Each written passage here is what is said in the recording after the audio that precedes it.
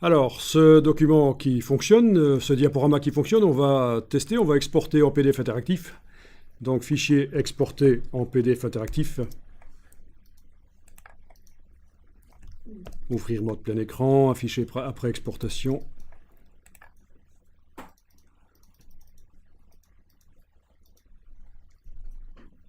Voilà, il est plein écran.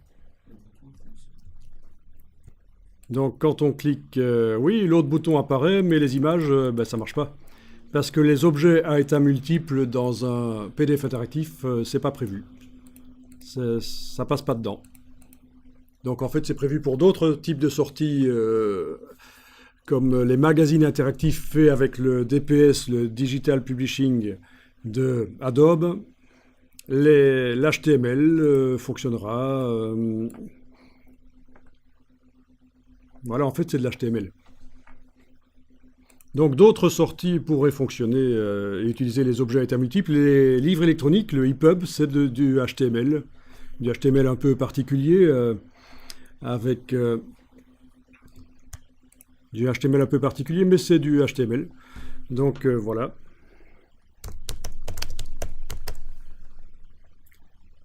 Donc ici, je vous montre un peu différentes types de sorties interactives qui existent dans InDesign, le Digital Publishing, qui était intégré d'office à InDesign 2014, version CC 2014, pour faire des magazines donc sur tablette et sur smartphone. C'était intégré d'office à 2014, mais à partir de la version 2015, c'est devenu payant en fait. Oui, oui, c'est devenu payant. Il fallait passer à la version entreprise de la Creative Cloud qui coûte un prix variable suivant les entreprises. Mais on parle d'un prix de 300 euros par mois à peu près. Donc, payable par un magazine, bien entendu, mais pas par un particulier. Donc, c'est pour ça que il y a, ben oui, ça a été un tollé à ce moment-là, hein, le fait que quelque chose qui était accessible, les gens pouvaient créer des magazines interactifs DPS dans la version CC 2014 de InDesign, et puis avec la version 2015, ils ne pouvaient plus, les outils n'étaient plus là, ça a été un tollé. Bon, ceci dit, déjà avec la version 2014, on pouvait créer un magazine, et c'était gratuit, c'était intégré à InDesign, mais quand il fallait le publier, il fallait payer. Il faut payer le App Store, le Google Play, il faut payer l'espace, hein. Donc c'était la création qui était gratuite. La publication était payante, hein. La publication du magazine en ligne pour que les gens puissent le regarder sur leur tablette, c'était payant. Quoique, on pouvait le diffuser en version d'évaluation pour l'équipe, une équipe jusqu'à 50 personnes, si je me souviens bien, ou même 100 personnes, pour faire des tests auprès d'un public cible avant de diffuser réellement le magazine. Donc il y avait des solutions pour malgré tout diffuser le magazine, mais voilà, 2015 fini. C'est pour ça qu'il y a des marques qui se sont lancées dans la concurrence, donner des alternatives au DPS pour pouvoir faire des magazines interactifs. Donc ils ont reproposé la même chose que ce qu'il y avait dans la version 2014 de InDesign, c'est-à-dire la création du magazine dans InDesign. Les outils y sont gratuitement. Par contre, dès que vous voulez publier, ça devient payant. Et donc, quelles sont les marques qui se sont lancées là-dedans? Ben, vous avez Aquafadas. Aquafadas. Et ça, vous pouvez le télécharger gratuitement, l'installer dans votre InDesign et faire des magazines interactifs. Vous ne payerez que quand vous devrez publier le magazine. Donc, vous pouvez acquérir des compétences en magazine interactif gratuitement. Donc c'est la société Rakuten, une très grosse boîte japonaise qui détient notamment Viber. Voilà. Pas très grosse boîte. Ici l'effectif, à mon avis, ça ne concerne que Aquafadas. Mais... Donc c'est une boîte connue quand même. Qu'est-ce qu'on a d'autre comme alternative? Bon, il y en a plein.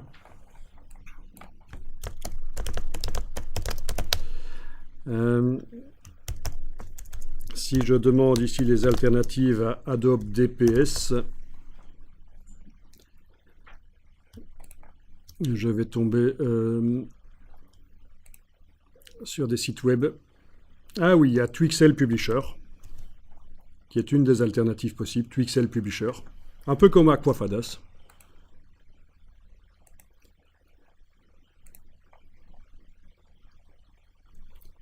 Paperlit, moins connu, mais voilà, encore une alternative.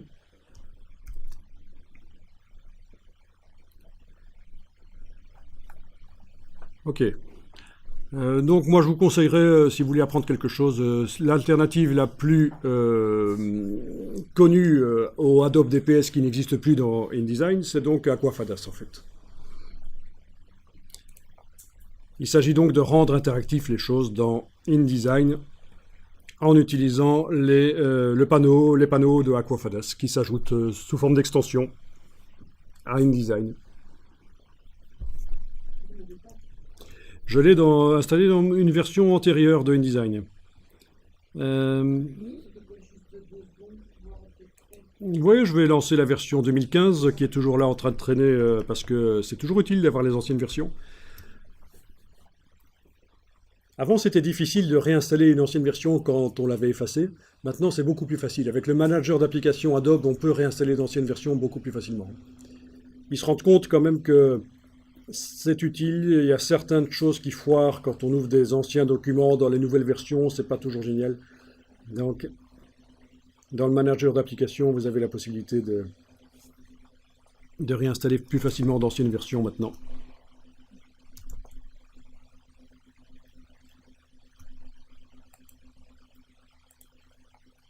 Voilà, donc ça c'est le manager d'application de Adobe.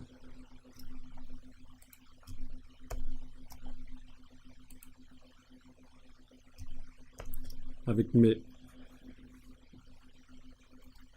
différents logiciels installés. Voilà. Donc par là, vous aurez plus facile pour installer d'anciennes versions si nécessaire. Mais voilà, dans une des anciennes versions de InDesign ici, j'ai Aquafadas qui est installé. J'aurais pu l'installer dans la version 2017 aussi. Ça m'aurait pas coûté plus cher, puisque c'est gratuit en fait.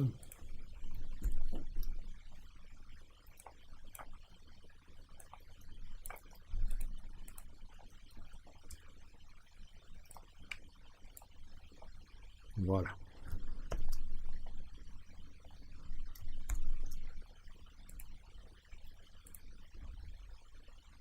Ils ont des tutos, bien sûr. Ils n'hésitent pas, ils savent qu'il y a une opportunité à saisir, vu que Adobe a vraiment déçu les utilisateurs de InDesign à ce niveau-là. Mais bon, en réalité, je pense que Adobe avait fait appel à une boîte indépendante pour développer les magazines interactifs et qu'il y a eu des changements, on n'est pas au courant de tout. Comme disait le comique, la comique, on ne nous dit pas tout. Hein? Voilà.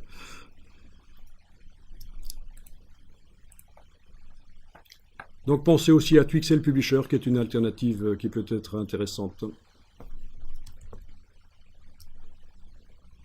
Et en Belgique, vous avez un expert de Twixel Publisher, c'est Bradislav Milik.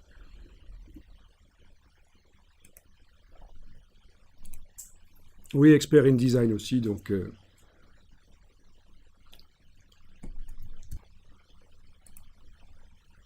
Voilà. Donc si vous voulez avoir des informations sur Twixel, il est possible qu'il vous renseigne et qu'il vous parle de ça. Dans une certaine mesure, bien entendu. Je veux dire... voilà.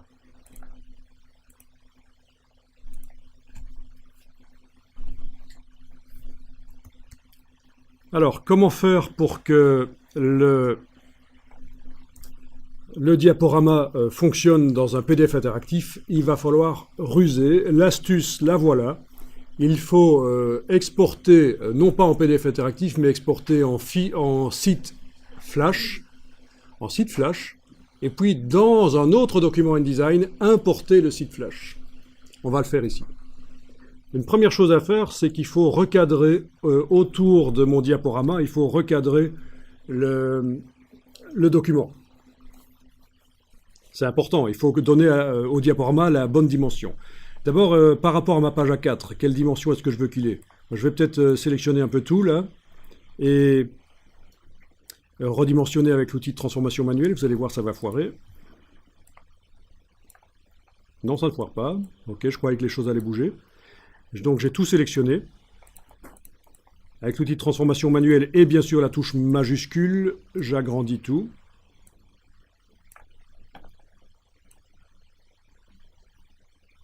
Disons que je veux le diaporama sur le bas de la page comme ça. Les images doivent occuper la zone intramarge. Non, quand même un peu moins. Voilà. Les flèches, je vais les réduire. Je sélectionne uniquement les flèches, clic, majuscule, clic.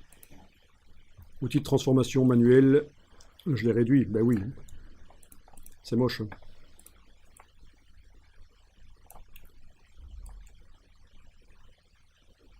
Ce qui est bien aussi, c'est quand on met toute une zone, tout un rectangle, comme ça les gens ne doivent pas viser la flèche, ils savent que quand ils cliquent à droite du diaporama ou à gauche, ça marche. Mais bon, faisons comme ça pour l'instant. Donc bien sûr, l'objet à état multiple fonctionne toujours. Dans l'aperçu de l'interactivité.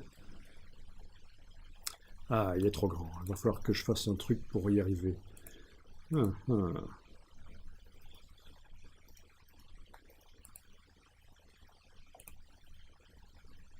Ça, c'est parce que je l'ai ouvert tout à l'heure alors que j'étais sur un écran avec plus de pixels.